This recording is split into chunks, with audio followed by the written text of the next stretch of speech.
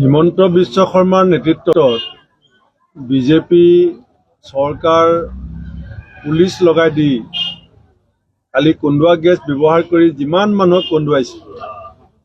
আজি মিদুল ইছলামৰ ঘৰত এটা উপস্থিত আছো। আপোনালোকে দেখিছে যে এই অঞ্চলৰ হাজাৰ হাজাৰ মানুহ আহি ইয়াত কি ধৰণে চকু পানী টুকিছে।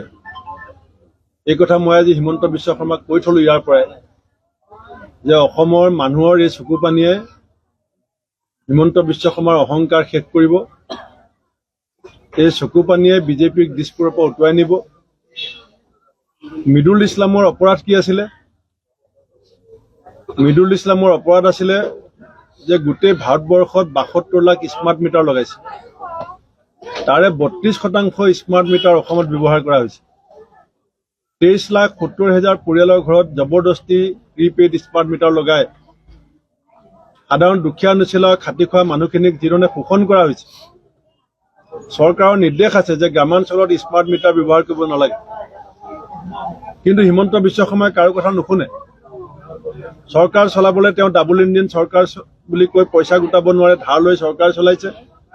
এতিয়া গাঁৱত বসবাস কৰা সৰ্বসাধাৰণ মানুহক শোষণ কৰিবৰ কাৰণে স্মাৰ্ট মিটাৰক এটা হাথিয়াৰ হিচাপে ব্যৱহাৰ কৰাৰ যিটো বিজেপিৰ ষড়যন্ত্ৰ, তাৰ বিৰুদ্ধে প্ৰতিবাদ কৰিবলৈ যাওঁতে একে জেগাতে 3টা কন্দুৱা গেছ একে সময়তে দিয়াৰ কাৰণে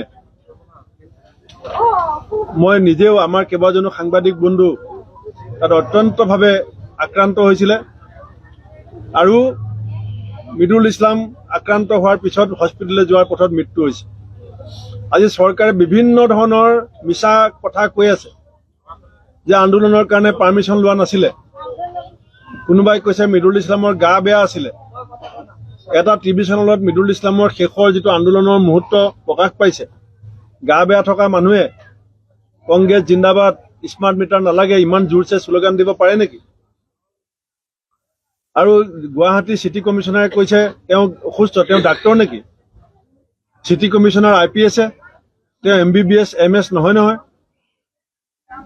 এই যিটো গণতান্ত্ৰিকভাৱে হোৱা আন্দোলনক মুখিমূৰ কৰি আমাক ভয় খুৱাবলৈ চেষ্টা কৰিছে, এইটো মই হিমন্ত বিশ্ব শৰ্মাক আজি এই মৃতকৰ পৰিয়ালৰ চোতালৰ পৰা কৈ দিছো, এইটো ভয় খুৱাবলৈ চেষ্টা কৰি লাভ নাই।